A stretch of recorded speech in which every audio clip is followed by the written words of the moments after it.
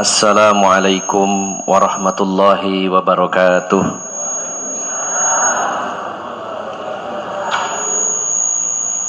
Alhamdulillahilladzi hadana li hadza wa ma kunna linahtadiya laula an hadanallah.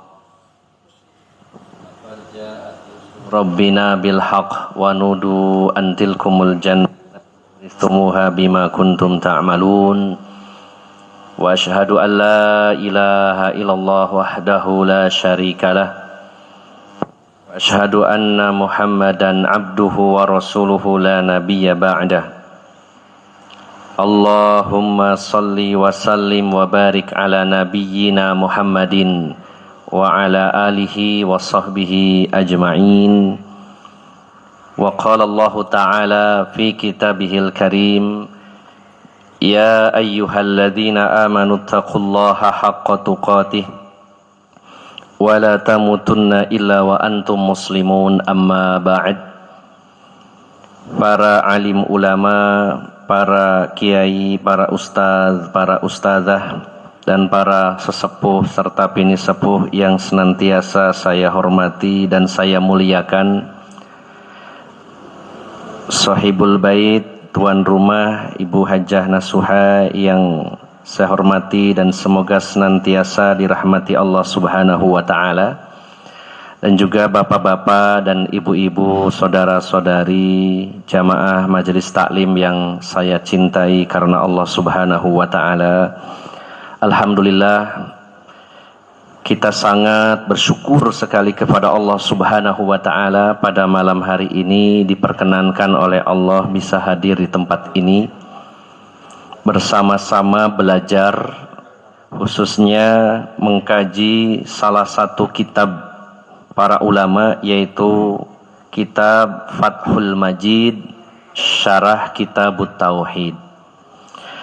Bapak Ibu yang dimuliakan Allah Subhanahu wa ta'ala, hendaknya kita betul-betul lebih serius lagi dalam mencari jalan keselamatan. Karena pilihan tempat di akhirat hanya dua, yaitu surga dan neraka. Kalau tidak di surga, ya pasti di neraka. Kalau tidak di neraka, berarti di surga. Tidak ada pilihan selain keduanya. Maka orang yang selamat berarti orang yang masuk surga, dan yang tidak selamat berarti masuk neraka. Dan kita semua tidak tahu kita termasuk orang yang selamat atau tidak. Kita tidak tahu termasuk kita ini penghuni surga atau tidak. Yang bisa kita lakukan adalah selalu meminta, memohon, berdoa kepada Allah agar dimasukkan ke dalam surganya.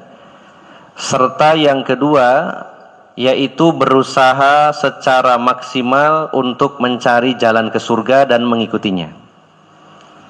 Karena permintaan, doa, permohonan tidak cukup ketika kita tidak ada usaha untuk meraihnya. Seperti seorang yang single, seorang yang bujangan, dia ingin memiliki anak, maka dia minta kepada Allah, minta dapat jodoh. Ya. Tapi bukan hanya minta, harus ada usaha yang sesuai dengan apa yang dia minta. Apapun yang kita minta kepada Allah harus dibarengi dengan usaha yang sesuai dengan permintaan kita. Kalau kita meminta kepada Allah surga, tapi amal kita amalan ahli neraka, ini tidak sinkron. Kalau kita ini meminta surga, tapi amalan kita tidak mencerminkan amalan-amalan ahli surga, maka ini tidak ngeling, tidak sinkron. Maka tidak cukup hanya meminta, hanya berdoa, meminta surga, tetapi juga harus dibarengi dengan usaha. Usaha bagaimana supaya kita tahu jalan menuju surga, setelah tahu kita ikuti. Nah, proses untuk mencari tahu inilah yang penting sekali, karena disinilah letaknya kewajiban mencari ilmu agama, mempelajari ilmu agama ini. Setelah mengetahuinya pun, maka ada tugas berat, kita harus bersabar meniti jalan tersebut dan berusaha untuk istiqomah.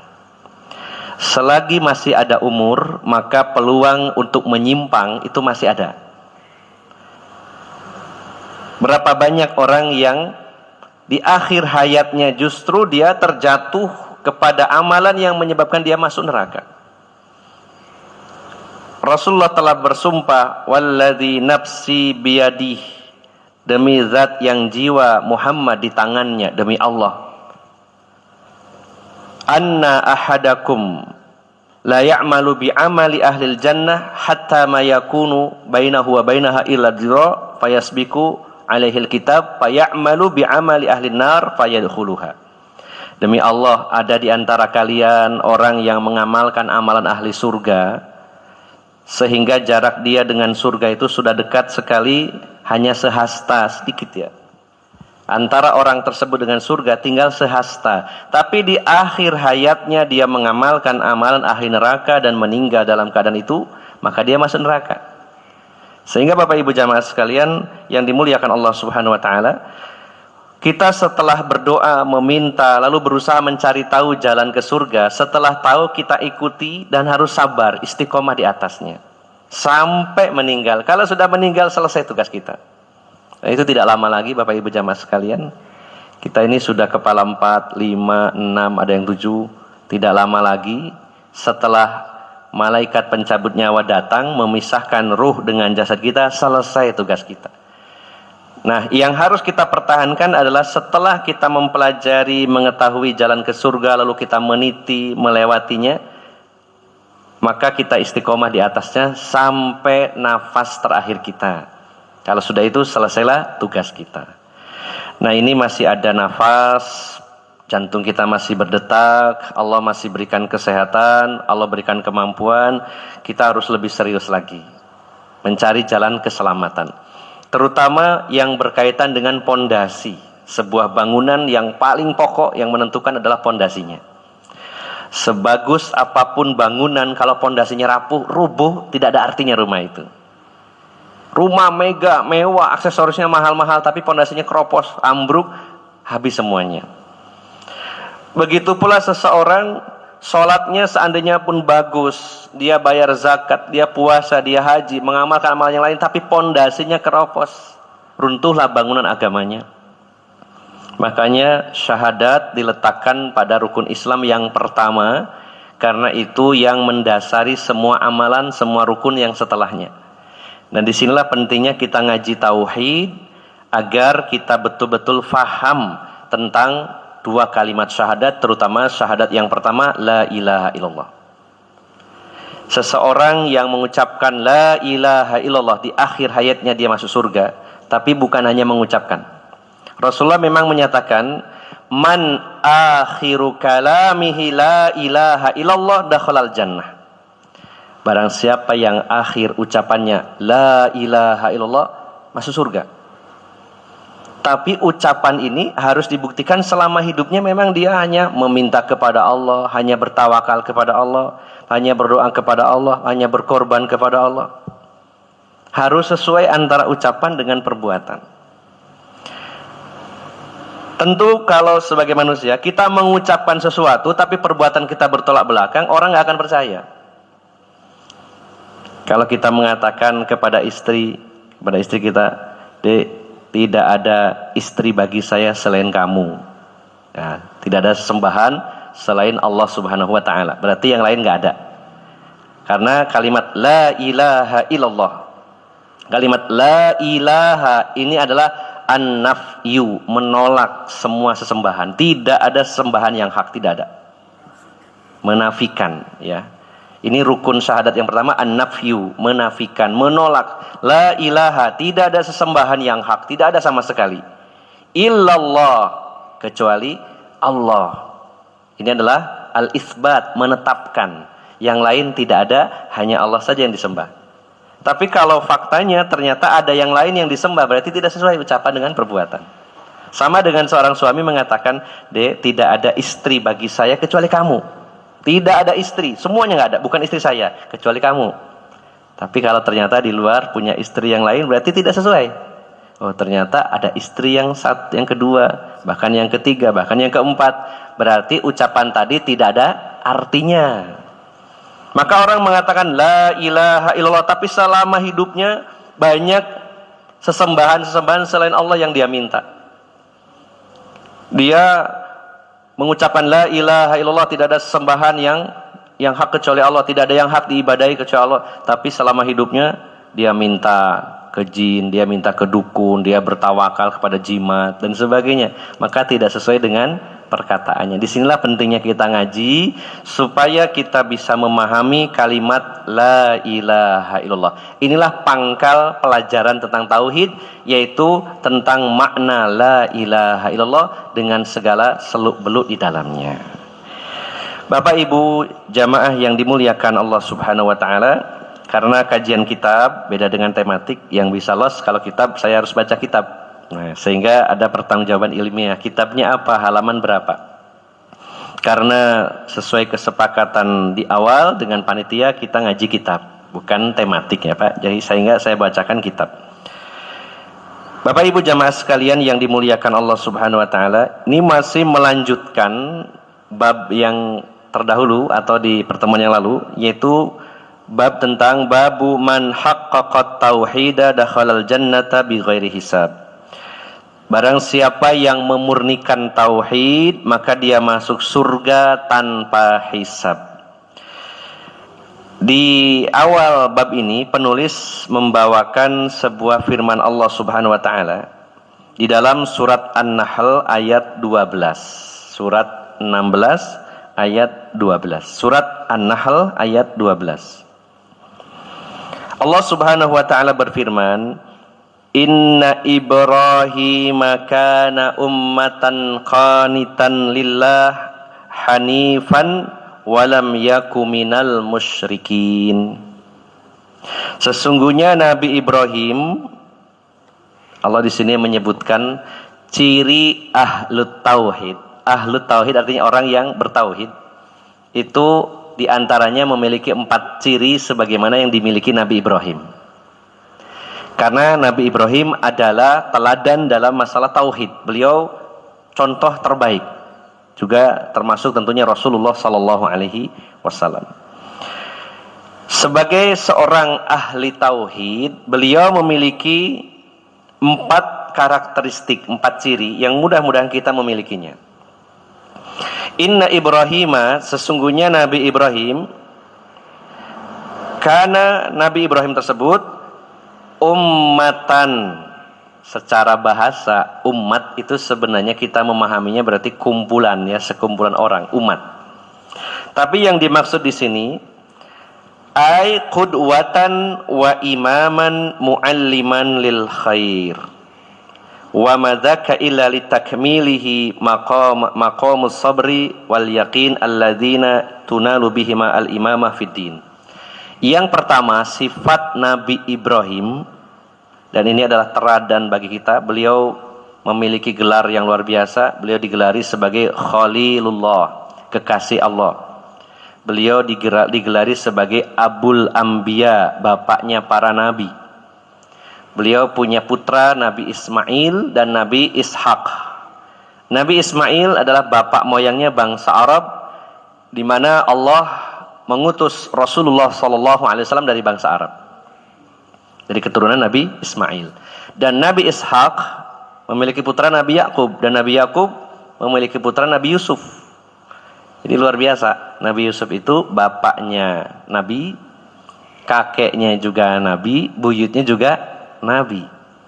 Maka Nabi Ibrahim adalah Abul Anbiya. Bahkan Yakub yang digelari Israel karena sering melakukan perjalanan di malam hari ya. Peristiwa Isra itu perjalanan di malam hari, sehingga Israel artinya yaitu orang yang suka berjalan di malam hari.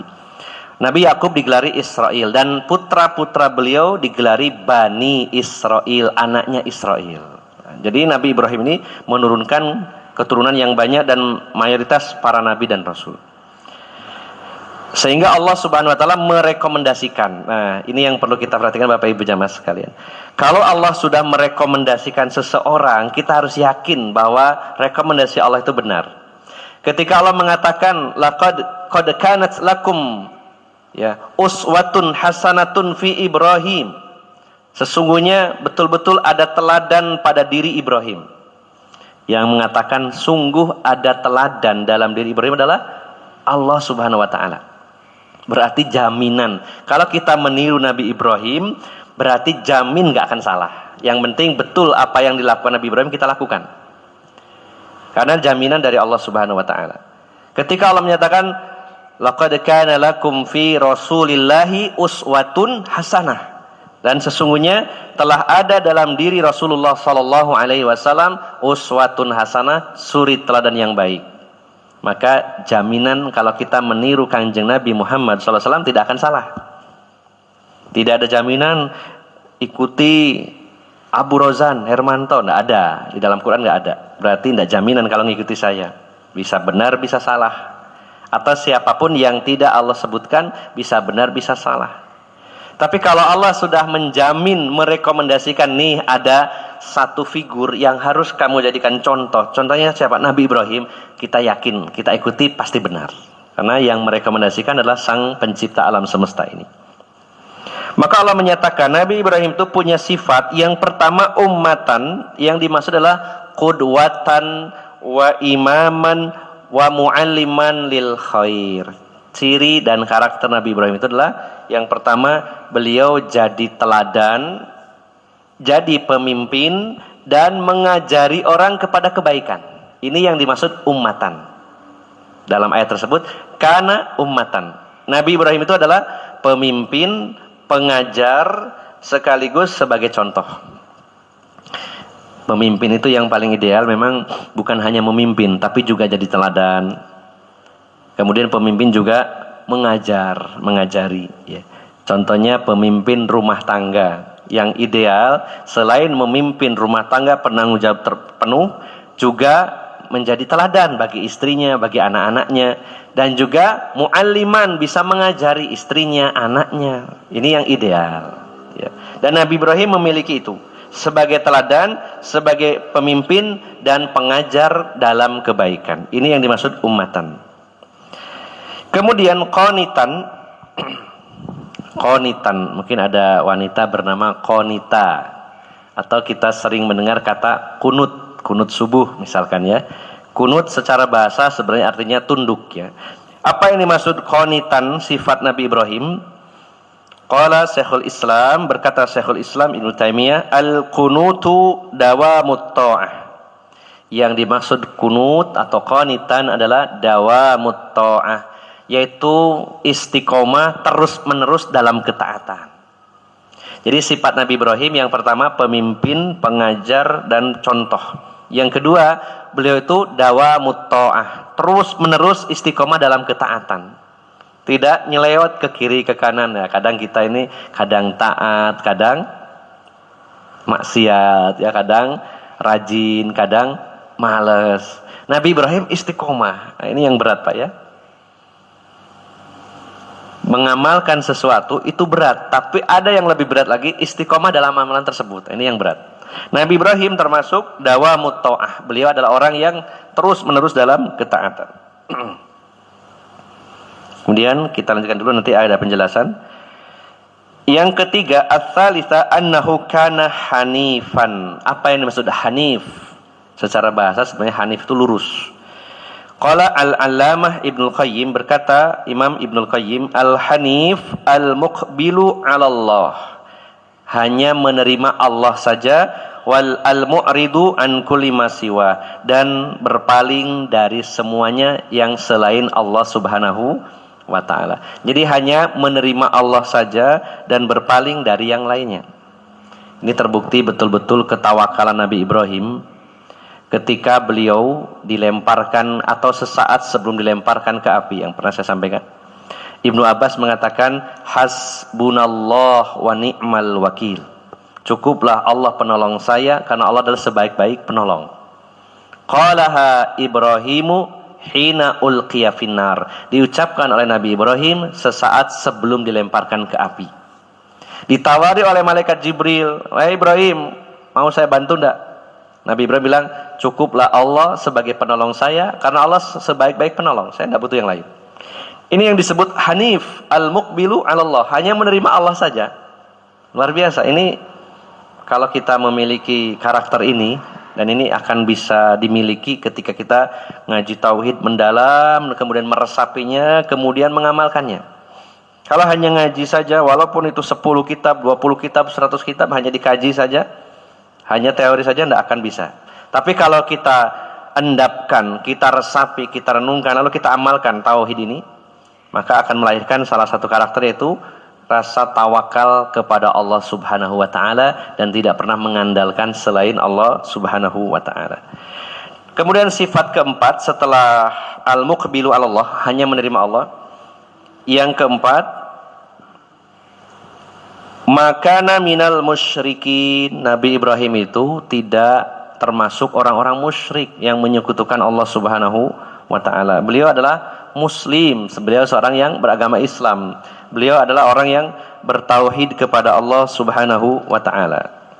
Baik Bapak Ibu jamaah sekalian yang dimuliakan Allah Subhanahu wa ta'ala, ada penjelasan di sini bahwa karakter ahlu tauhid sebagaimana yang dimiliki Nabi Ibrahim, memimpin dalam kebaikan sebagai teladan dan mengajarkan dalam kebaikan.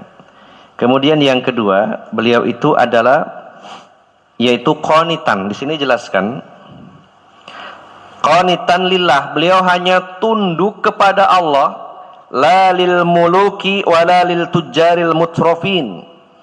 Beliau hanya tunduknya itu kepada Allah, bukan kepada para pejabat, para pemimpin atau tujar, para pengusaha yang kaya.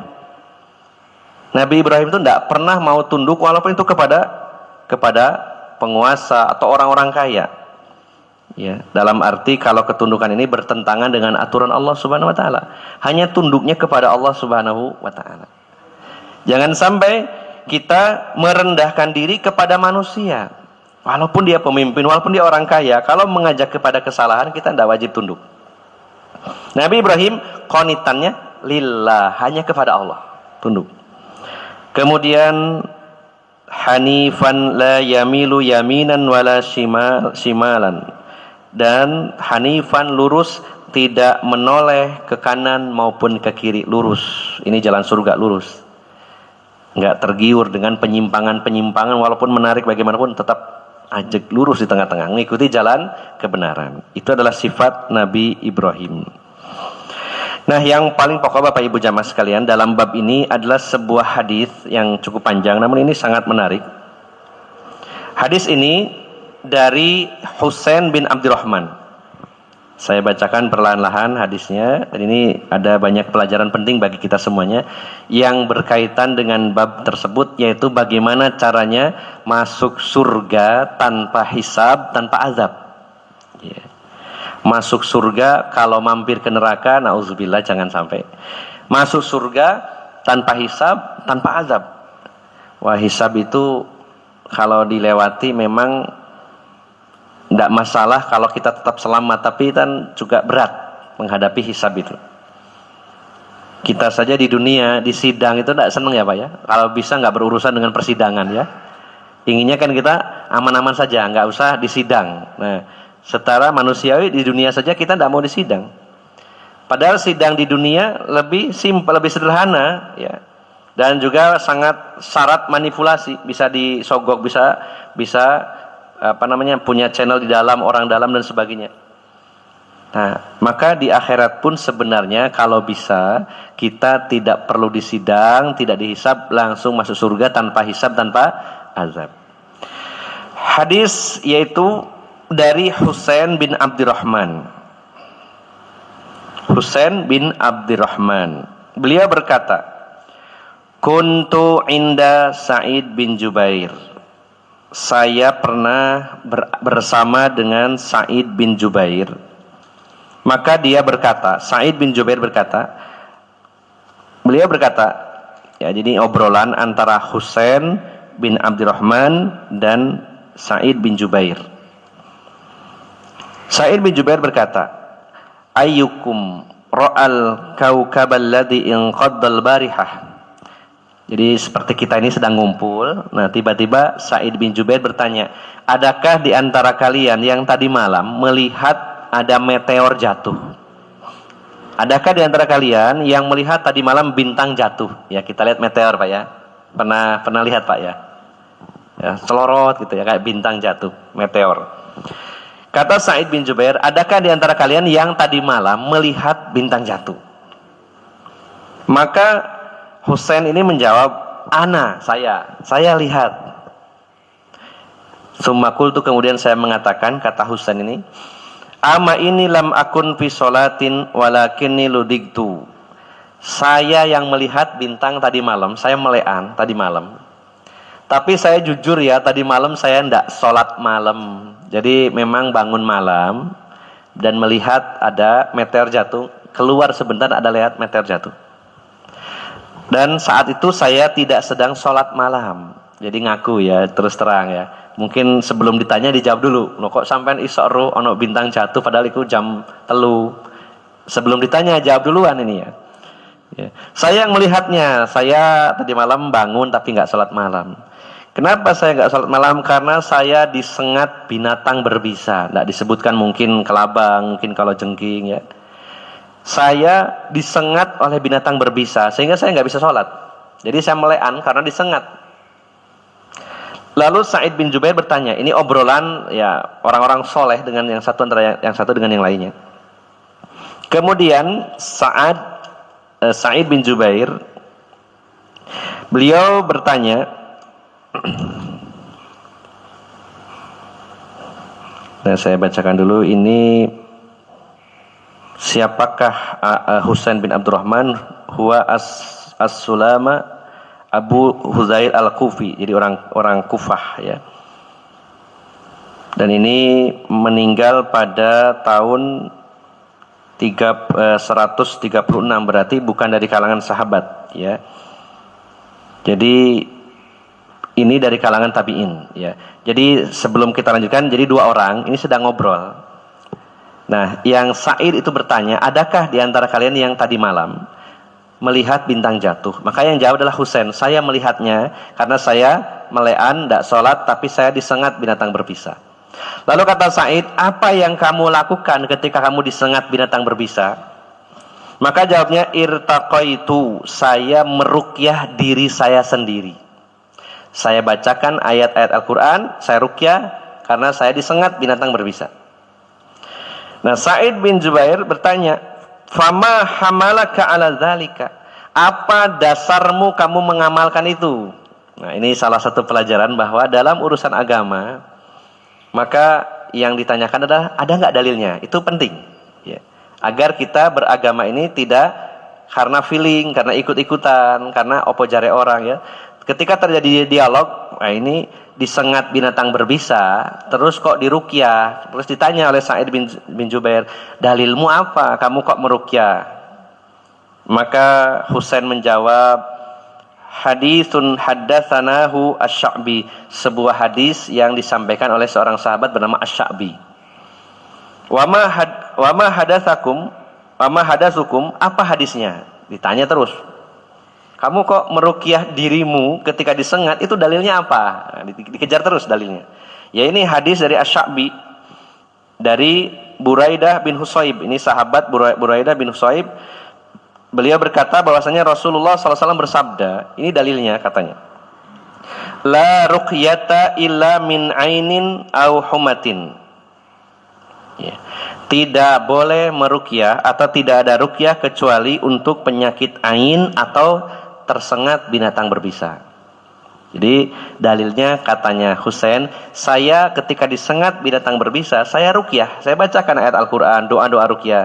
Karena hadisnya adalah la ruqyata illa min ainin au humatin. Tidak ada ruqyah kecuali untuk penyakit ain dan sengatan binatang berbisa.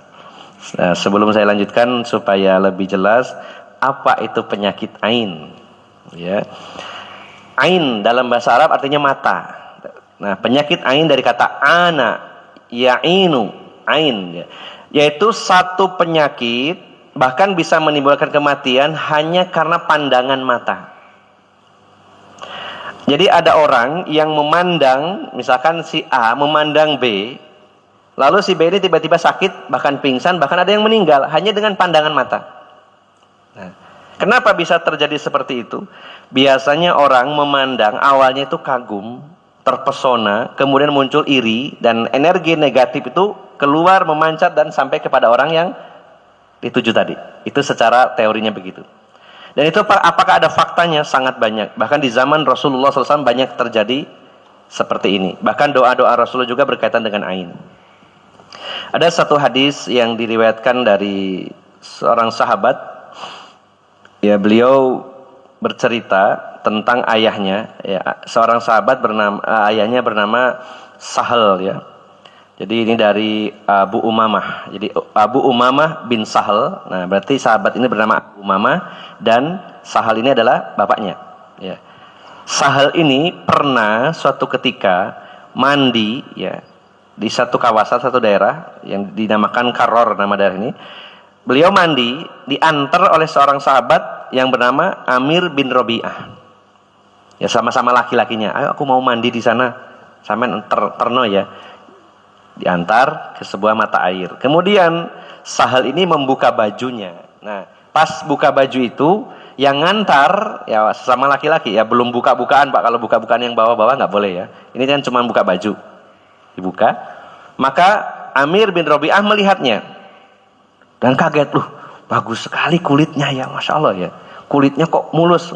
Beliau mengatakan kulitnya sangat bersih melebihi gadis pingitan, bersih sekali. Nah, ketika melihatnya itu tiba-tiba Sahal ini sakit, jatuh pingsan, ya, digotong.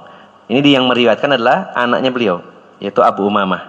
Kemudian dibawalah kepada Rasulullah SAW. Dilaporkan oleh anaknya, ya Rasulullah, ayah saya tiba-tiba pingsan, sakit setelah dipandang oleh Amir bin Robi'ah. Maka Rasulullah bertanya, wahai Amir bin Robi'ah, kenapa engkau sakiti saudaramu? Sekarang kamu berwudu, wudulah.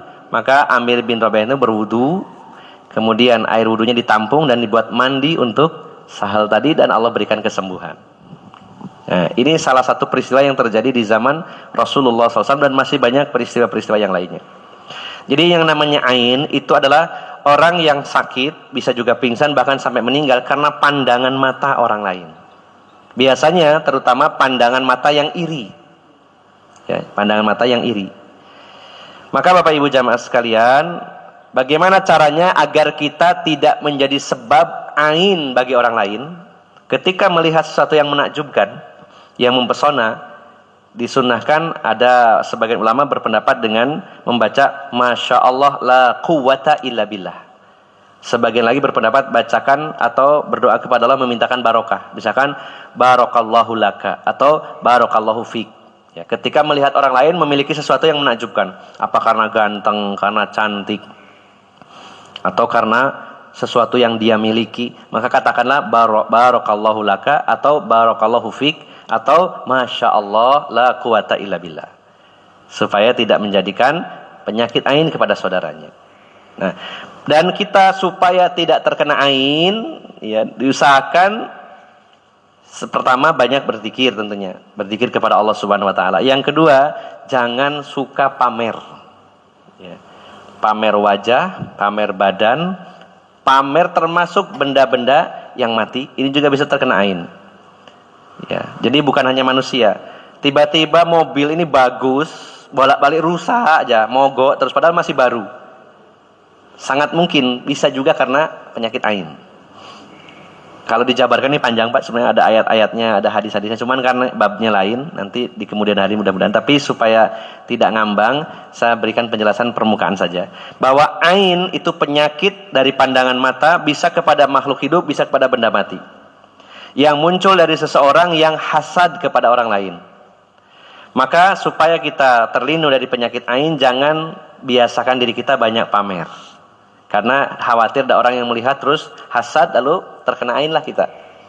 Diusahakan jangan sering-sering pajang foto kita, foto anak kita, cucu kita. Oh, tiba-tiba anak cucu kita kok nangis, terus gangguan sakit, terus gak sembuh-sembuh. Bisa jadi karena ain.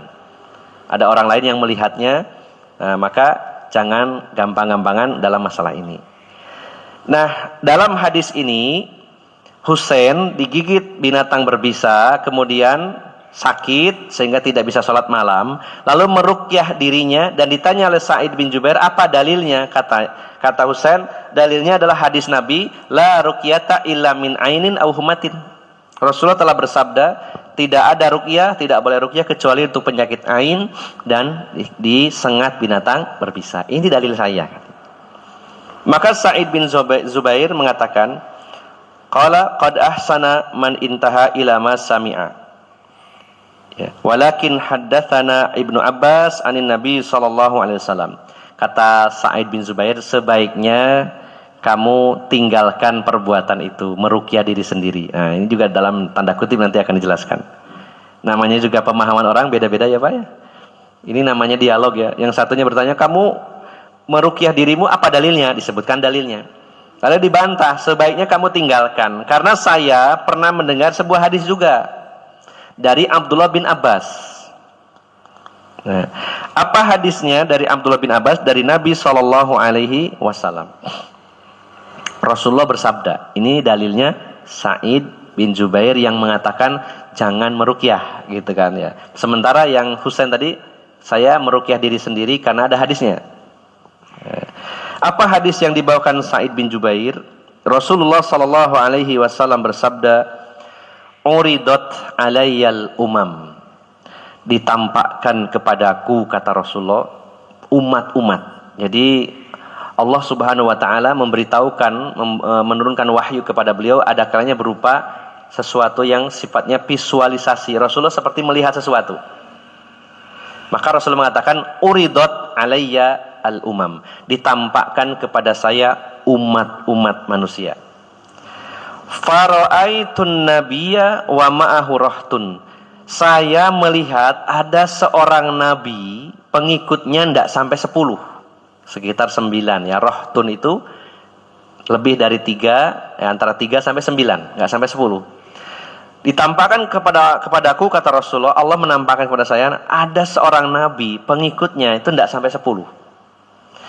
Wa ra'aitun nabiyya wa ma'ahu rajulun aw rajulani. Dan saya juga melihat ada seorang nabi, pengikutnya cuma 1, ada yang juga 2. Nabi Pak ya, pengikutnya cuma 1 dan juga ada yang 2. Wa ra'aitun nabiyya wa laisa ma'ahu ahadun. Dan saya melihat ada seorang nabi tidak punya pengikut sama sekali. Ini Rasulullah yang menjelaskannya. Sebelum saya lanjutkan, ini bisa kita ambil pelajaran bahwa dakwah itu barometernya bukan banyak sedikitnya pengikut. Tidak bisa dikatakan bahwa kalau kita berdakwah pengikutnya banyak lalu dakwah kita berhasil, dan kalau pengikutnya sedikit berarti gagal. Tidak. Dakwah bukan dalam rangka memperbanyak pengikut, tapi menyampaikan kebenaran.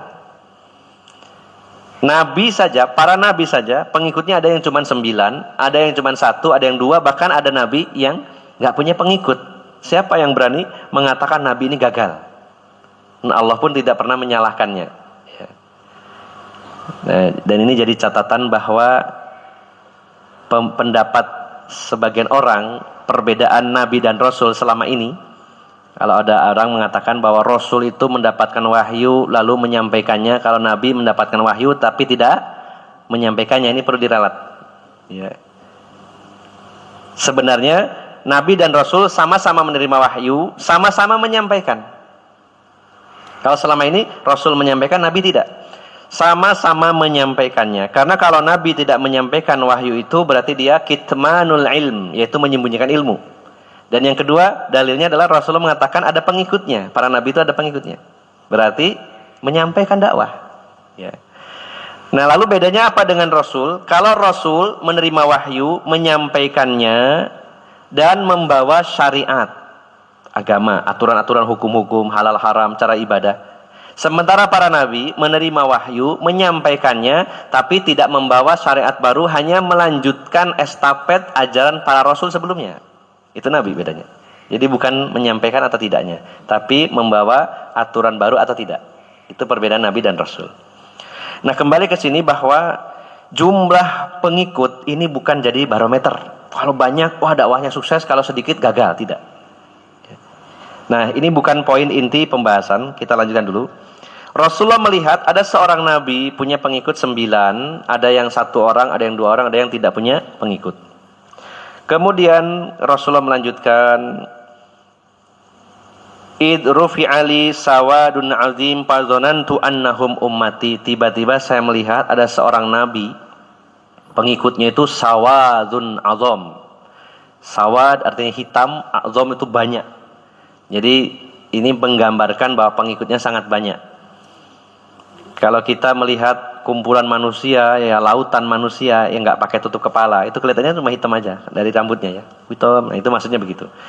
Kata Rasulullah, lalu saya melihat ada seorang nabi pengikutnya sangat banyak, nggak bisa saya hitung, banyak sekali. Dan saya mengira itu adalah umatku, kata Rasulullah. Lalu dikatakan kepada saya, hadza Musa wa qaumuhu, itu Nabi Musa dan pengikutnya, wahai Rasulullah. Jadi malaikat ada yang beritahukan, ya Rasulullah, itu bukan umatmu tapi umatnya Nabi Musa bersama Nabi Musa alaihissalam. Fa nadartu fa idza sawadun azim faqila li hadhi ummatuk. Nah, setelah itu saya melihat kumpulan umat yang besar juga, jumlahnya banyak sekali. Lalu dikatakan, itulah umatmu wahai Rasulullah sallallahu alaihi wasallam, begitu banyak. Wa ma'ahum sab'una alfan yadkhulunal jannata bighairi hisab wala azab. Itulah umatmu wahai Rasulullah, dan dari sekian miliar umat Islam itu ada 70.000 masuk surga tanpa hisab, tanpa azab. Kuota terbatas, Pak. Dari sekian miliar hanya 70.000 orang yang masuk surga tanpa hisab, tanpa azab. Nah, maka periwayat hadis mengatakan summa nahado fadakhala manzilah. Summa nahado itu artinya bangkit. Nahado, makanya ada nahdlatul ulama, kebangkitan ulama ya. Nahado. Summa nahado fadakhala manzilah. Setelah Rasulullah mengatakan bahwa umatku jumlahnya banyak dan ada 70.000 masuk surga tanpa hisab, tanpa azab, lalu Rasulullah berdiri. Saat itu beliau di Masjid Nabawi berdiri beranjak masuk ke rumah beliau, karena kan dekat ya antara masjid dengan rumah beliau, bahkan nempel.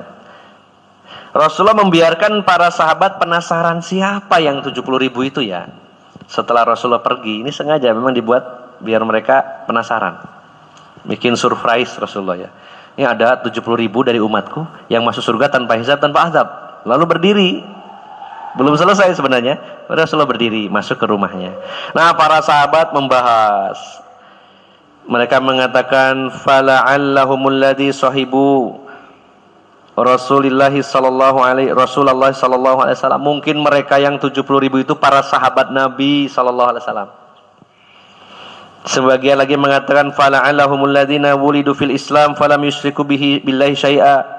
Oh, mungkin mereka itu orang yang lahir dalam keadaan Islam dan tidak pernah berbuat syirik. Merekalah yang dapat surga tanpa hisab, tanpa azab. Yang lainnya mengatakan ini macam-macam, rame begitu dibahas, berpendapat para sahabat. Setelah itu datanglah Rasulullah sallallahu alaihi wasallam, fa kharaja alaihim Rasulullah sallallahu alaihi wasallam. Tiba-tiba Rasulullah muncul. Dan beliau mengatakan, orang yang 70.000 masuk surga tanpa hisab, tanpa azab itu adalah humul ladzina la yastarqun. Yang pertama, mereka itu adalah orang yang tidak minta diruqyah. Satu, orang yang tidak minta diruqyah ya. Yang kedua, wala yaktawun, mereka tidak minta diobati dengan cara alqai, di nyos besi panas. Mereka tidak minta. Nanti akan saya jelaskan. Wala yatatayyarun, mereka juga tidak tatoyur, tidak menganggap sial karena sesuatu.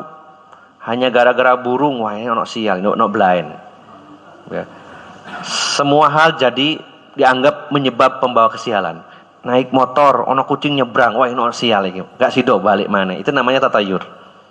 Sampai kadal itu jadi biang kerok, gara-gara kadal lewat kayaknya ono belain balik. Menganggap sesuatu membawa sial, ini namanya tatayur. Orang yang masuk surga tanpa hisab, tanpa azab adalah yang pertama, mereka tidak minta diruqyah, tidak minta alqai, tidak tatayur, wa ala rabbihim yatawakkalun, dan mereka orang yang bertawakal kepada Allah Subhanahu wa taala. Kemudian faqama Ukasah bin Mihsan, lalu saat itu seorang sahabat bernama Ukasah bin Mihsan berdiri dan berkata, "Ud'ullaha an yaj'alani minhum." Wahai Rasulullah, minta tolong doakan saya biar saya ini termasuk salah satu dari yang 70.000 itu. Maka Rasulullah menegaskan ini jaminan. Kalau Rasulullah mengatakan seseorang itu masuk surga, pasti masuk surga. Kata Rasulullah, "Anta minhum." Kamu termasuk dari mereka, salah satu dari yang 70.000. Berarti kuotanya sudah berkurang satu. Yang ada kepastian adalah Ukasah bin Mihsan. Nah, kalau kita belum ada jaminan kita masuk kuota atau tidak. Ya. Kalau kita tidak minta ruqyah, tidak alqai, tidak tatayur, tawakal, maka masuk.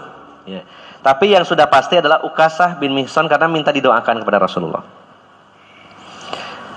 Kemudian yang lainnya para sahabat berdiri semua, "Ya Rasulullah, saya juga doakan, saya juga. Kata Rasulullah, "Sabaqaka biha Ukasah." Sudah kedisian, sampean kasep si Cito. Kuota gratis satu aja, yang lainnya ya usaha kan ya. Hanya satu jatahnya yang didoakan Rasulullah sallallahu alaihi wasallam. Nah, Bapak Ibu jamaah sekalian yang dimuliakan Allah Subhanahu wa taala, saya ambil simpelnya, singkatnya bahwa dua orang ini sedang berdialog, Husain dengan Sa'id. Kata Husain, "Saya tadi malam melihat bintang, lalu saya nggak sholat karena disengat." Loh, apa dalilnya? Yaitu hadis Nabi, tidak ada ruqyah kecuali untuk penyakit ain dan sengatan binatang berbisa. Ini dalil saya, kata Husain. Kata Sa'id, "Sebaiknya kamu berhenti, jangan ruqyah, karena ada hadis bahwa orang yang masuk surga tanpa hisab, tanpa adab itu adalah mereka yang tidak minta diruqyah." Gitu kan. Maksudnya hadis ini begini. Dan perlu saya jelaskan Bapak Ibu jamaah sekalian. Yang pertama tentang ruqyah. Ar-raqa ya, dari kata raqa, ruqyah. Dalam bahasa kitanya, mudahnya ruqyah itu adalah jampi-jampi dalam bahasa kita ya. Apa ya istilahnya, mantra secara bahasa ya Pak. Ruqyah adalah mantra atau jampi begitu dalam bahasa kita. Awalnya dulu dilarang oleh Rasulullah Sallallahu Alaihi Wasallam karena ruqyah sebelum Islam adalah ruqyah yang mengandung unsur kesyirikan. Nah, kemudian setelah itu Rasulullah meringankan, beliau mengatakan bahwasanya beliau menyatakan dalam sebuah hadis, "La ba'sa birraqa illam takun syirkan." Enggak apa-apa kamu melakukan ruqyah selama tidak ada unsur kesyirikan ya. Karena ada ruqyah itu jampi-jampi itu yang membawa unsur kesyirikan, minta kepada dewa-dewa ya, kepada raja jin ya, dengan mantra-mantra khusus. Misalkan apa namanya, sim salabim apalagi ya. Sampai kejebreng gombreng dan lain-lainnya. Itu dulunya begitu. Nah, itu namanya mantra, jampi-jampi. Dipanggil raja-raja jin, dewa-dewa, itu namanya mantra. Itu sebenarnya secara bahasa disebut ruqyah, tapi dengan ruqyah yang syirkiyah, mengandung unsur kesyirikan.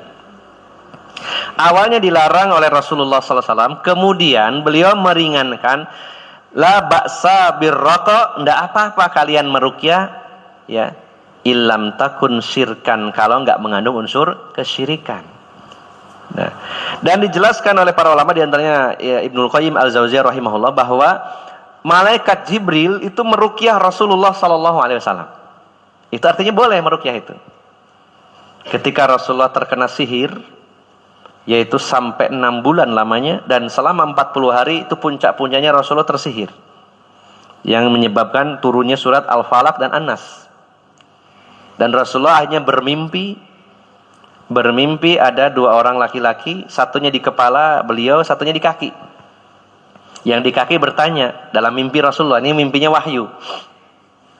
Enak ya Rasulullah, sakit aja ada mimpi, ini wahyu. Sakitnya apa, siapa penyebabnya? Nah, kalau kita sakit mimpinya gak karu-karuan. Rasulullah mimpi ada 2 orang laki-laki, ini malaikat. Yang di sisi kaki bertanya kepada yang di kepala. Kalau bahasa kita, "Mas, wong iki loro apa ya? Muhammad ini sakit apa?" Yang di sisi kepala Rasulullah menjawab, "Oh, ini Muhammad sedang sakit karena disihir." Kemudian siapa yang menyihirnya? Itu seorang penyihir Yahudi.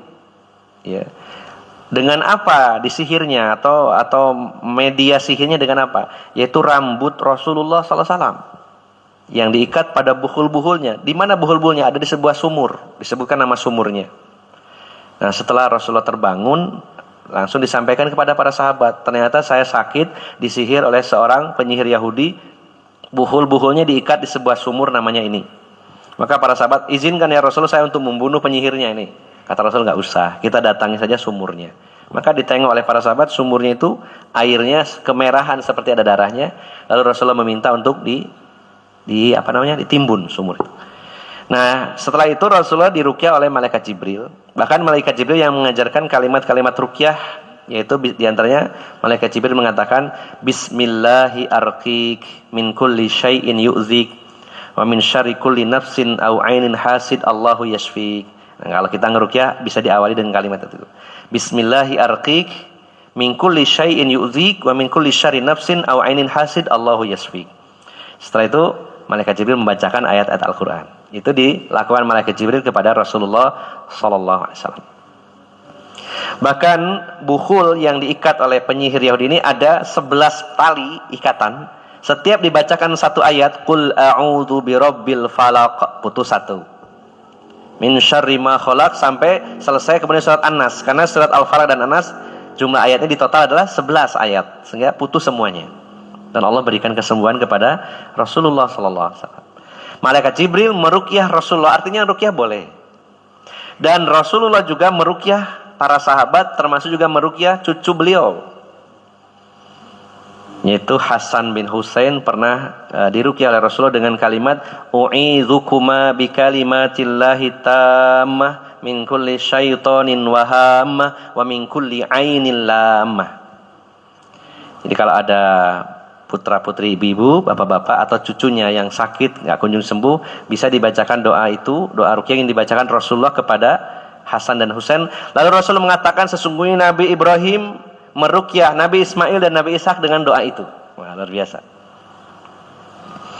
Pernah ada satu kejadian, teman saya, seorang pelaut ini punya anak bayi, setiap malam nangis, Pak. Mulai maghrib sampai subuh, tiap malam gitu. Jadi ibunya harus gendong dengan bapaknya gantian, gitu ya. Kalau bapaknya dinas laut, ya ibunya saja pulang gendong. Terus tuh lama, dalam kurun yang lama. Ini tidak normal. Diperiksakan ke dokter, tidak ada sakitnya. Bayangkan, nangis setiap hari, setiap maghrib sampai subuh. Kan capek, orang tuanya gak tidur. Sampai akhirnya dapat informasi, wah kalau begitu datang ke seorang ustadz dulu, ustadz di TV terkenal itu ya. Saya nggak sebut namanya karena ustadznya sudah dipenjara ya. Yang katanya kalau pegang orang bisa nyetrum itu ya. Dulu ada namanya ya, seorang ustadz yang katanya bisa mengobati, dulunya mantan pemburu hantu, tim pemburu hantu, terus jadi ustadz. Nah, teman saya berangkat sama istrinya bawa anaknya ini yang bayi ke sana. Di tengah jalan ditelepon sama adminnya, Pak nanti jangan lupa ya disiapkan uangnya untuk sewa baju koko, sewa ini. Belum nyampe sudah uang gitu. Akhirnya mikir, waduh ini nggak jadi lah. Bukan karena uangnya, uang punya, tapi masa ngobati orang belum udah uang, bajunya harus nyewa. Kenapa nggak baju saya aja dari rumah gitu. Akhirnya nggak jadi pulang. Ini cerita ke adik saya, Ustaz Abu Jibrin, ada kejadian gini-gini, diajarin doa tadi, u'idzuka. Kalau satu, kalau dua orang, u'idzukuma bikalimatillahi tammah min kulli syaitonin wahamah wa min kulli ainil lamah. Dibacakan terus. Alhamdulillah dengan izin Allah sembuh total si anak ini, tidak kumat lagi dengan sebab baca doa tadi yang dibacakan Rasulullah kepada Hasan dan Husain, dan juga Nabi Ibrahim kepada Nabi Ishak dan Nabi Ismail. Nah, sembuh akhirnya. Ternyata setelah itu, selang beberapa waktu kemudian, orang tuanya cerita bahwa si bayi ini disihir, diganggu oleh neneknya sendiri. Kok bisa neneknya nyihir cucunya? Ya, ternyata nenek dan kakeknya itu dulunya cerai. Nah, si anak perempuannya ini lebih dekat sama bapaknya, ngasih uang sama bapaknya, ibunya nggak dikasih. Jadi neneknya nggak terima dari disihir cucunya. Gitu. Ya Allah, sehingga diganggu begitu. Nah, jadi intinya adalah meruqyah itu dulunya dilarang, kemudian Rasulullah membolehkannya. Bahkan malaikat Jibril pun meruqyah Rasulullah, dan Rasulullah juga meruqyah para sahabat dan meruqyah cucunya.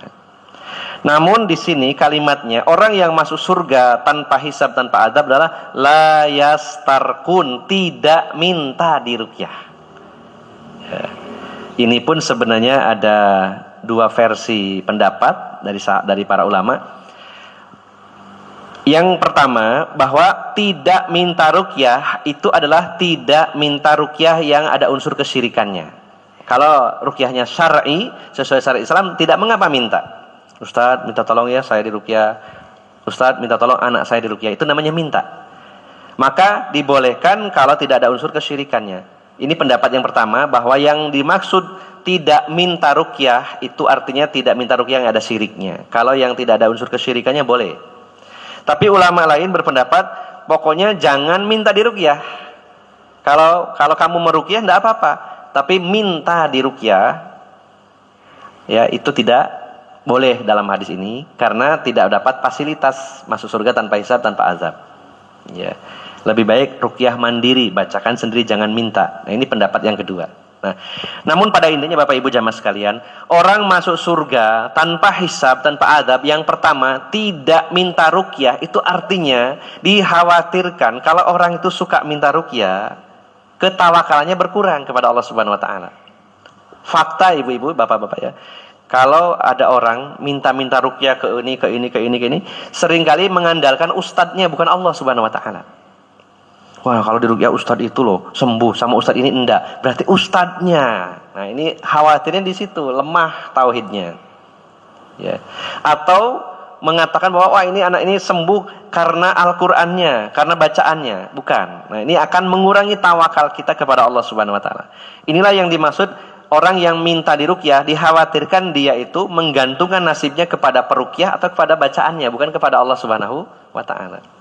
Hanya kalau kita sakit, obati dengan medis, dengan alternatif. Kalau perlu diruqyah, ruqyah mandiri, kita baca sendiri.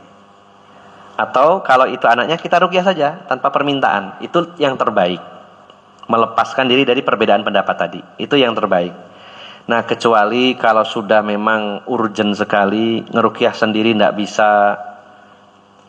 Artinya nggak bisa itu tiap baca tidak kuat, ya, tidak selesai permasalahannya sehingga mudorotnya besar.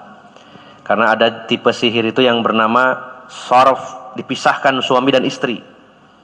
Suami dan istrinya tiba-tiba sering bertengkar tanpa sebab yang jelas, saling marah. Itu namanya sihir sarf, dipisahkan. Itu adalah sihir yang terkuat sepanjang sejarah manusia, yang tercantum dalam Al-Quran surat Al-Baqarah ayat 102. Al-Baqarah 102. Ma yufarriqu bainal mar'i wa zawji. Itu sihir yang diajarkan oleh Harut dan Marut di zaman Nabi Sulaiman. Memisahkan suami dari istrinya. Yang tadinya rukun tiba-tiba pisah gitu ya. Marah tanpa sebab yang jelas, istrinya maupun suaminya atau dua-duanya. Nah, daripada mudorot, meruqyah sendiri tidak bisa, maka bolehlah minta diruqyah kepada yang ahlinya, tidak masalah. Ya, ini karena kondisi darurat. Tapi sebisa mungkin supaya kita masuk surga tanpa hisab, tanpa azab, jangan gampang-gampang minta ruqyah. Nah, sekarang ini banyak fenomenanya gampang-gampang minta ruqyah. Saya sampai bingung. Yang minta ruqyah itu, Ustaz, saya mau minta tolong. Ada apa, Bu? Minta tolong suami saya diruqyah. Kenapa? Gak mau ke masjid. Loh, aduh. Ini tunggu dulu, Bu. Ini jangan kesusu diruqyah. Masa malas ke masjid diruqyah. Belum tentu karena gangguan. Ada lagi datang, ini anak saya tidak mau kembali ke pondok. Tolong diruqyah, Ustaz. Kemarin tuh mau ke pondok. Sekarang tiba-tiba pulang tidak mau pondok. Saya datengin.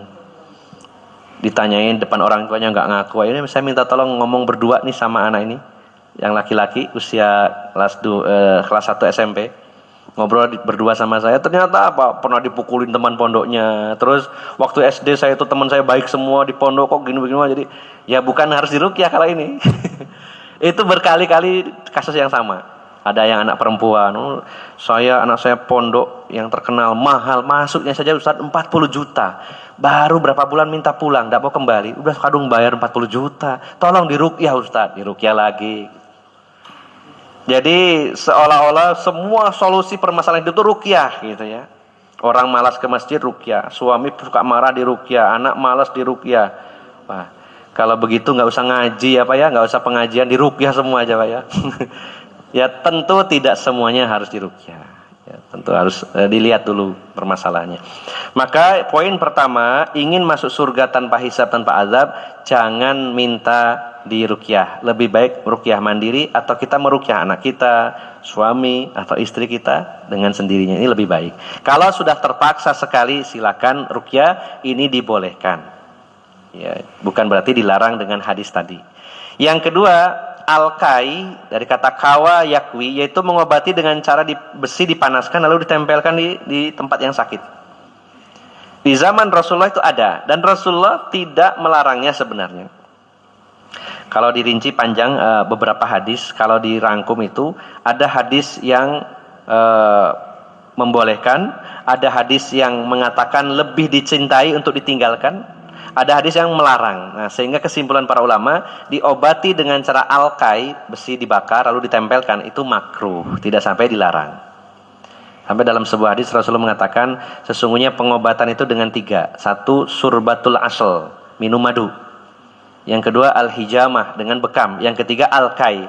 Maka saya sarankan dengan hijamah dan minum madu, dan saya tidak merekomendasikan alkai.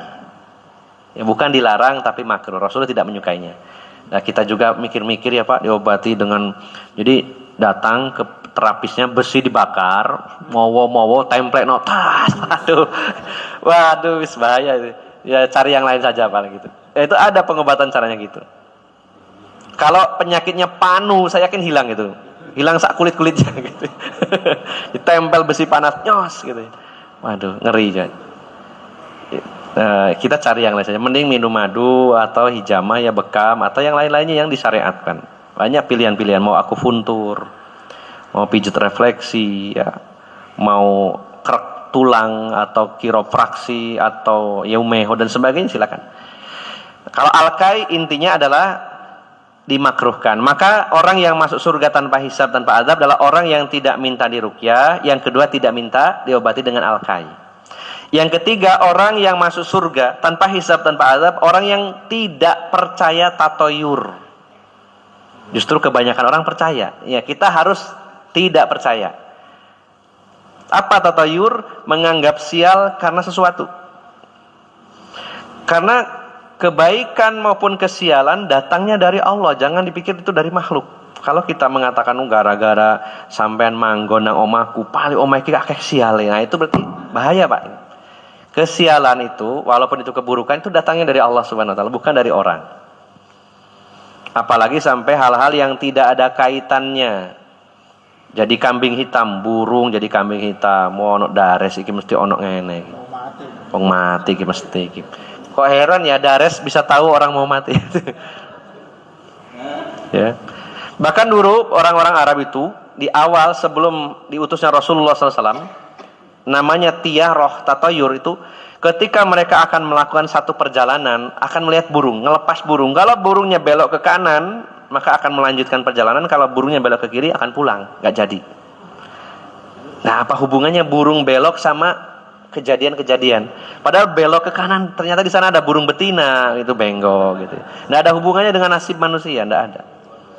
Nah, ini hati-hati karena adat istiadat ketika bersesuaian dengan syariat, monggo dipertahankan. Tapi kalau bertentangan dengan syariat, kita tinggalkan. Lah iki jarene wong tua-tua. Kalau benar, nggak monggo dilanjut. Kalau tidak benar, bertentangan dengan ajaran Islam, kita pilih mau ikut Islam atau ikut orang tua. Jare wong tua iku nek ono ngene, mesti ngono ngene. Nah, itu cek dulu. Nah, berdasarkan Islam benar apa tidak. Kita mau ngikuti orang tua atau Islam. Nah, dulu orang-orang musyrikin Mekah ketika diluruskan oleh Rasulullah SAW, mereka selalu mengatakan, ya, kami ini hanya mengikuti tradisi nenek moyang kami. Selalu jawabannya begitu. Nah, kalau tradisi itu bersesuaian dengan syariat, monggo dijalankan, monggo dipertahankan. Kalau tidak, pilihan bagi kita mau ikut ajaran Islam atau ikut tradisi. Nah, maka tradisi tatoyur, menganggap sial karena sesuatu, harus ditinggalkan. Itu menghilangkan, minimal mengurangi tawakal kita kepada Allah Subhanahu wa taala. Ya. Kata Allah, fa ida azamta fatawakkal Allah. Kalau kamu sudah bulat tekadmu, tawakal udah. Mau berangkat bulat, sudah tinggal tawakal. Enggak usah dikaitkan dengan burung, dengan kadal, dengan kucing. Kadang dihitung benih budal enggak, budal. Pas benih pas budal gitu. Sampai tokek muni niku. Tokek budal, tokek boten, tokek budal, tokek boten enggak jadi. Hanya gara-gara tokek dikaitkan tokek dengan nasib. Ini sangat naif sekali. Islam tidak mengajarkan kebodohan seperti ini, tidak ada dalam Islam. Tatoyur buang. Semua hal yang diyakini mendatangkan kesialan kita jauhi. Kesialan datangnya dari Allah Subhanahu wa taala. Kebaikan juga datangnya dari Allah Subhanahu wa taala. Dan yang terakhir, orang yang masuk surga tanpa hisab, tanpa azab, kuncinya adalah yatawakkaluna 'ala Allah, yaitu orang yang bertawakal kepada Allah Subhanahu wa taala. Karena orang yang banyak minta ruqyah dikhawatirkan tawakalnya berkurang, orang yang pakai alkai juga berkurang, orang yang tatoyu juga berkurang, maka dipukul rata dengan poin yang keempat, orang yang masuk surga tanpa hisab, tanpa azab adalah orang yang bertawakal kepada Allah Subhanahu wa taala. Rasa berserah dirinya sepenuhnya kepada Allah Subhanahu wa taala. Dan saya tambahkan lagi bahwa tawakal sebagaimana kata wakil, ketika kita mewakilkan sesuatu kepada orang itu, maka kita percayakan. Misalkan nih, saya mau menikahkan atau bapak-bapak menikahkan putrinya, terus taukil wali, Pak Penghulu, saya serahkan, saya wakilkan perwalian saya kepada panjenengan. Nah, namanya diwakilkan. Yang ngomong tadi itu tidak akan ikut-ikutan, sudah diem dan diwakilkan. Nun sewu, saya nggak bisa hadir dalam pengajian, saya wakilkan kepada anak saya. Ya udah, terserah anaknya, dia nggak ikut-ikutan. Itu namanya mewakilkan. Nah, ketika kita tawakal, artinya menyerahkan kepada Allah. Udah terserah Allah, saya udah serahkan kepada Allah. Itu namanya mewakilkan, bertawakal kepada Allah Subhanahu wa taala. Setelah berusaha maksimal, serahkan kepada Allah Subhanahu wa taala. Jadi kesimpulannya, Bapak Ibu jamaah sekalian yang dimuliakan Allah Subhanahu wa taala, orang yang memurnikan tauhid, yaitu dengan tidak minta diruqyah, tidak diobati dengan alkai, tidak tatoyur dan tawakal kepada Allah, maka merekalah orang yang berhak masuk surga tanpa hisab, tanpa azab, dan kuotanya 70.000 ya. Ada dalam hadis Bukhari sebagai tambahan, Rasulullah meminta kepada Allah tambahan jatah, maka Allah menyatakan sesungguhnya setiap 1.000 ada 70.000. Jadi kuotanya bertambah. Sebagai penutup, dalam hadis dari Abu Hurairah riwayat Bukhari, Rasulullah meminta kepada Allah tambahan jatah itu, lalu Allah menambahnya untuk setiap 1.000-nya ada 70.000. Jadi gini, 70.000 lebih besar, Pak. Jadi kuotanya diperbesar. Namanya juga Rasulullah minta tambahan. Ya, kalau minta tambahan berarti tambah banyak. Ya. Setiap 1.000-nya ada 70.000. Tadi kan 70.000. Nah, setiap 1.000-nya ada tambahan 70.000. Jadi hampir mendekati 5 miliar. Ya, Pak? 4 berapa? 4,9. Jadi hitung aja, Pak. 70.000 kali 70. Ya. Saya bacakan hadisnya sebagai penutup. Rasulullah SAW bersabda dalam hadis dari Abu Hurairah, ya. Fastazadtu rabbi fazadani ma'a kulli alfin sab'ina alfan wa sanaduhu jayyid, sanadnya baik. Maka Rasulullah meminta, kata Rasulullah, maka aku meminta kepada Tuhanku, maka Allah menambahkannya untuk setiap 1.000-nya dari yang 70.000, setiap 1.000-nya ditambahkan 70.000. Jadi 70.000, setiap 1.000-nya ada 70.000. Tinggal ngalikan aja. 70.000 kali 70. Berapa, Pak? 4,9? Banyak berarti. Tapi kalau di total dengan jumlah umat Islam dari zaman ke zaman, ya termasuk tidak banyak ya, Pak ya, jatahnya ya. Kita jangan melihat angkanya 70.000 kali 70, banyak. Tapi ya, kalau di total berapa miliar itu manusia, Pak? Ya, berapa miliar, hanya tetap terbatas. Kuota itu tetap terbatas hanya bagi orang-orang yang tawakalnya level atas. Tidak minta diruqyah, tidak minta dialkai, tidak tatoyur, wa ala rabbihim yatawakkalun, dan mereka bertawakal kepada Allah Subhanahu wa taala. Sampai di sini ada gambaran ya, Bu, Bapak, ya. Orang yang masuk surga tanpa hisab, tanpa azab adalah orang yang memiliki 4 kriteria tadi. Poinnya di situ ya. Mudah-mudahan Ini memang kajian kitab seperti ini harus detail, harus dibacakan. Nah, butuh daya ingat yang kuat. Mudah-mudahan kita diberikan kemampuan oleh Allah Subhanahu wa taala, saya diberi kemudahan untuk menjelaskan dan Bapak Ibu jamaah sekalian diberi kemudahan untuk memahami. Karena kalau tematik hanya bla bla bla nyampaikan gitu ya. Poin-poin yang sudah saya siapkan, tapi kalau kitab memang harus telaten dibacakan, harus dirangkum, dijelaskan lagi begitu ya. Harus sabar. Tapi insya Allah kalau kajian kitab biasanya akan nempel lebih lama. Saya masih ingat waktu SMP kelas 3 ngaji kitab Bulughul Maram, kemudian Riyadhus Shalihin, Tafsir Ibnu Katsir, dari ayat ke ayat, dari hadis ke hadis itu Masya Allah sampai hari ini masih ingat, terngiang-ngiang. Oh ini membahas ini. Nah ngaji kitab itu salah satu kelebihannya adalah lebih kuat diingat di memori kita daripada tematik. Tematik wah bagus selesai hilang kadang. Kalau kitab biasanya lebih ingat, apalagi kalau dicatat atau dibuka lagi catatannya, insya Allah lebih mudah lagi. Mudah-mudahan Allah beri kemudahan bagi saya untuk menjelaskannya dan diberi kemudahan bagi Bapak Ibu jamaah sekalian untuk memahaminya, dan mudah-mudahan kita semuanya diberi kemudahan untuk bisa mengamalkannya dan Allah jadikan kita semuanya sebagai ahlut tauhid. Barangkali sebelum ditutup ada yang kurang jelas dan perlu ditanyakan, monggo bisa disampaikan. Bapak Ibu yang saya hormati, Ustadz Abu Rosan Hermanto memberikan kesempatan kepada kita untuk menyampaikan pertanyaan ataupun curhat lah. Kesempatan pertama saya berikan ibu-ibu, monggo barangkali ada yang ditanyakan Bu. Ibu-ibu yang di belakang, Bu Menawi. Udah jelas. Untuk kesempatan berikutnya saya berikan kepada Bapak-bapak Ustadz ya, ini Bapak pertama yang ingin menyampaikan pertanyaan atau apa, saya berikan kesempatan kepada Pak Tahid ya. Monggo Pak Tahid. Assalamualaikum warahmatullahi wabarakatuh. Waalaikumsalam warahmatullahi wabarakatuh.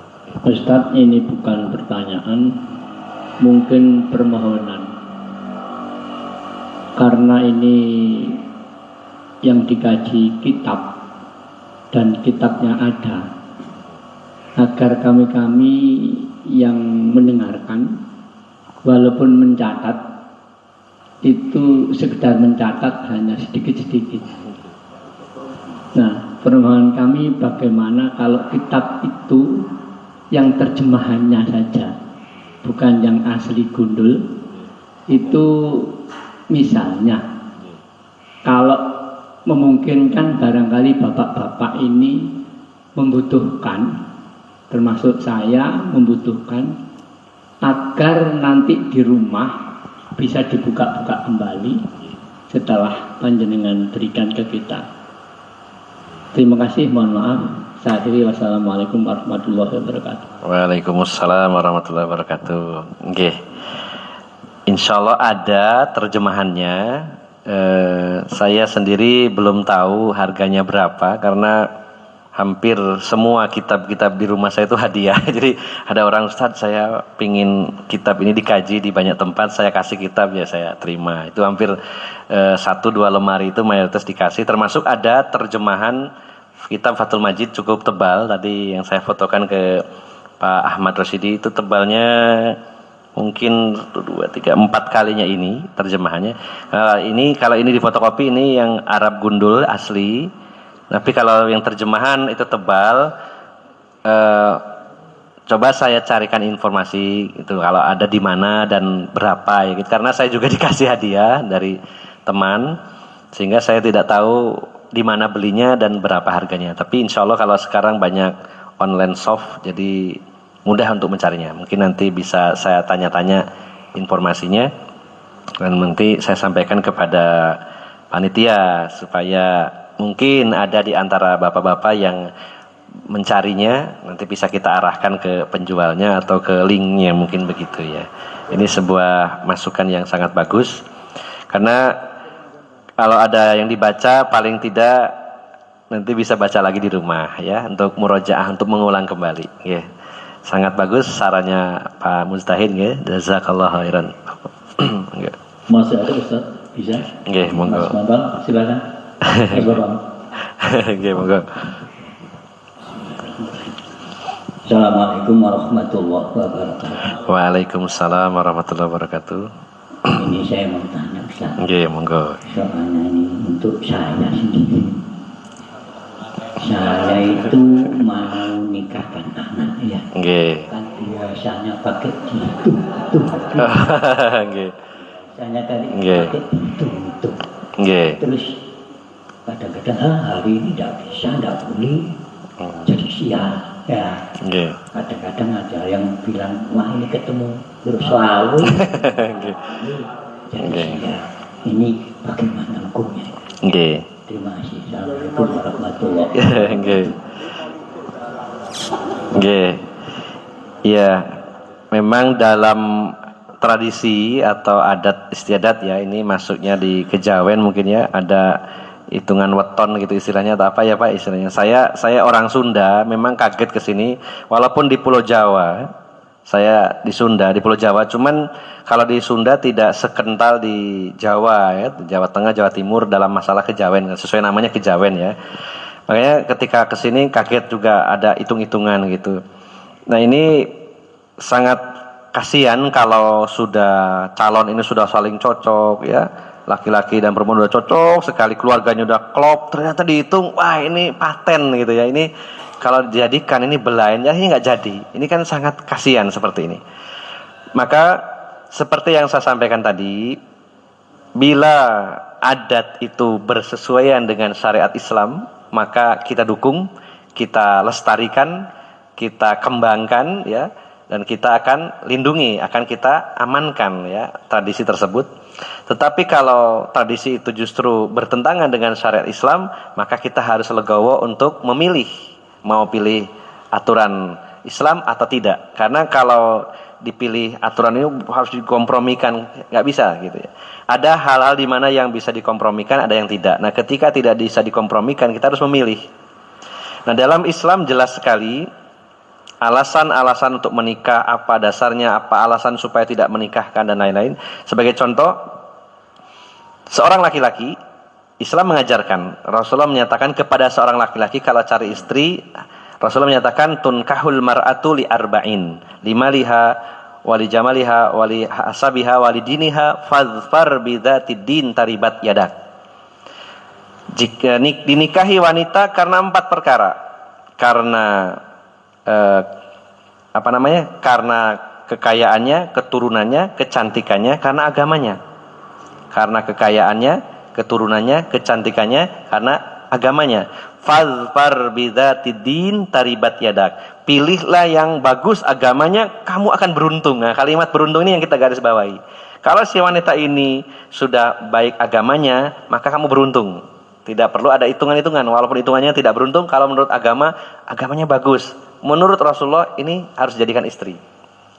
Sebaliknya bagi para bapak, terutama para wali karena bapak yang bertanggung jawab, Rasulullah menyatakan, "Idza atakum man tardawna dinahu wa khuluquhu fazawwajuhu. Illam takun fitnatun fil ardi wa fasadun arid." Kalau datang kepadamu wahai para bapak, seorang laki-laki yang melamar putrimu dan kamu tahu, kamu ridhoi agamanya, akhlaknya, nikahkan. Ya, kalau kamu tahu akhlaknya bagus, agamanya bagus, nikahkan. Kalau tidak, akan muncul fitnah dan kerusakan di muka bumi ini. Kalau agamanya bagus, lain-lainnya ngikut, Pak. Oh, terus bagaimana Ustaz? Oh, ini agamanya bagus tapi nganggur, berarti nggak bagus agamanya, ya. Kalau orang agamanya bagus nggak akan pengangguran, dia semangat, pasti begitu ya Pak ya, mengikuti itu nanti. Maka seorang laki-laki memilih wanita karena agamanya, seorang tua memilihkan untuk putrinya karena agamanya. Kalau itu bagus, dua-duanya bagus, maka beruntung semuanya. Itu jaminan dari Allah Subhanahu wa taala, dari Rasulullah sallallahu alaihi wasallam. Walaupun hitungannya ternyata jelek. Ini agamanya yang laki-laki bagus, akhlaknya bagus, yang wanita juga bagus. Sudah saling cocok, saling mencintai, keluarga cocok, dihitung seret. Waduh, gagal semuanya, habis. Jadi hadis Nabi itu enggak kanggo semuanya itu. Gara-gara hitungan itu, Pak. Nah, ini memang berat, Pak ya, memang berat, tapi harus kita pilih. Mau milih aturan agama atau tidak. Kalau perhitungan-perhitungannya, oh ini ternyata orangnya kasar, ternyata orangnya pelit, nggak ada masalah, nggak jadi. Tapi kalau cuma hitungan, orangnya sudah baik, sudah cocok, dua keluarga sudah klop, akhirnya jadi gelo gara-gara dihitung sama orang-orang tua, nggak wajah disidono itu bahaya. Ini namanya juga termasuk tatoyur dalam agama Islam. Bukan hanya hewan, tapi juga manusia bisa dijadikan objek sebagai pembawa sial atau bahkan hitungan hari dan lain-lainnya. Jadi tatoyur itu maknanya luas. Jadi saya mengajak kepada para bapak, para ibu, kalau kita sudah menjadi seorang muslim, al-Islam artinya al-istislam wal inqiyad. Islam artinya kita pasrah, serah bongkoan aturan Allah. Kalau Allah ngatur A. Kalau Allah suruh ke utara, kalau ke selatan, ke selatan. Kalau ada adat yang bersesuaian, wah kita akan lestarikan. Tapi kalau bertentangan, tidak bisa dikompromikan, harus pilih salah satu. Tinggal pilih yang mana, ikuti agama atau adat. Nah, di sini Pak ya. Jadi itu termasuk bagian dari tatoyur yang tidak pernah dibahas oleh Rasulullah maupun oleh Allah Subhanahu wa taala dalam Al-Qur'an sama sekali. Demikian nggih. Wallahu a'lam bishawab. Nggih. Monggo. Sampun ya, sampun. Terima kasih Ustaz. Allah pada kesempatan yang lain disambung lagi. Nggih. Alhamdulillah, insyaallah nanti kajian demi kajian mudah-mudahan Allah kasih umur kepada kita semuanya, kesehatan ya, sehingga kita sama-sama belajar. Di sini kita tidak ingin menghakimi siapapun ya atau menyalah-nyalahkan, kita sedang mencari kebenaran. Kita mencari jalan keselamatan. Selama itu ada dasarnya, ini ayatnya, ada hadisnya, ada jaminan kebenaran, kita ikuti. Jadi di sini kita bersama-sama belajar, bukan merasa oh ini yang benar, saya paling benar. Tidak, kita sedang mencari kebenaran dan berusaha meniti, menapaki jalan kebenaran tersebut. Mudah-mudahan Allah meridhoi dan Allah merestui, dan kita akhiri mungkin dengan doa ya Pak ya. Kita berdoa ya. Kita akhiri dengan doa. Bismillahirrahmanirrahim. Allahumma salli wa sallim wa barik ala nabiyyina wa habibina wa syafi'ina wa qurrati a'yunina Muhammadin wa ala alihi wa sahbihi wa sallam. Alhamdulillahi rabbil alamin. Rabbana zalamna anfusana wa illam taghfir lana wa tarhamna lanakunanna minal khasirin. Rabbana afrigh alaina sabran wa thabbit aqdamana wansurna 'alal qaumil kafirin. Rabbana atmim lana nurana wa thabbit aqdamana wansurna 'alal qaumil kafirin. Rabbana ighfir lana dzunubana wa liwalidayna warhamhuma kama rabbayana shighara.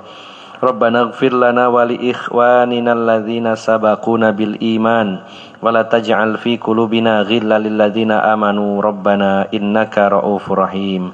Allahumma ya muqallibal qulub tsabbit qulubana ala dinik wa ya musarrifal qulub sarif qulubana ala ta'atik. Allahumma a'inna ala dzikrika wa syukrika wa husni ibadatik. Allahumma inna nas'aluka salamatan fid din wa afiatan fil jasad wa ziyadatan fil ilmi wa barakatan fil rizqi wa taubatan qablal maut wa rahmatan indal maut wa maghfiratan ba'dal maut. Allahumma hawwin alaina fi syakaratil maut wan najata minan nar wal afwa indal hisab. Allahumma inna nas'alukal huda wat tuqa wal afafa wal ghina.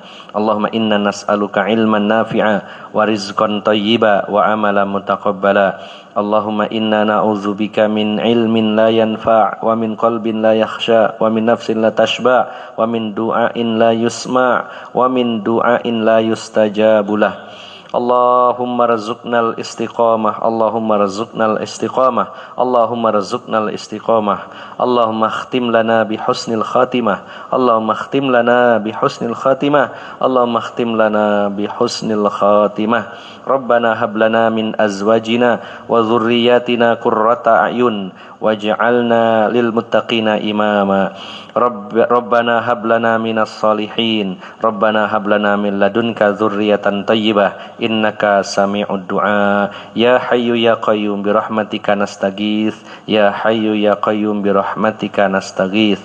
Ya hayyu ya qayyum bi rahmatika nastaghits. Rabbana atina fid dunya hasanah wa fil akhirati hasanah wa qina azabannar. Subhana rabbika rabbil izzati amma yasifun wa salamun alal mursalin walhamdulillahi rabbil alamin. dari awal hingga akhir. Apabila ada salah ucap dan salah sikap, saya mohon maaf yang sebesar-besarnya. Aqulu qauli hadza wa astaghfirullah li wa lakum. Billahi taufiq wal hidayah. Wassalamualaikum warahmatullahi wabarakatuh. Waalaikumsalam warahmatullahi wabarakatuh.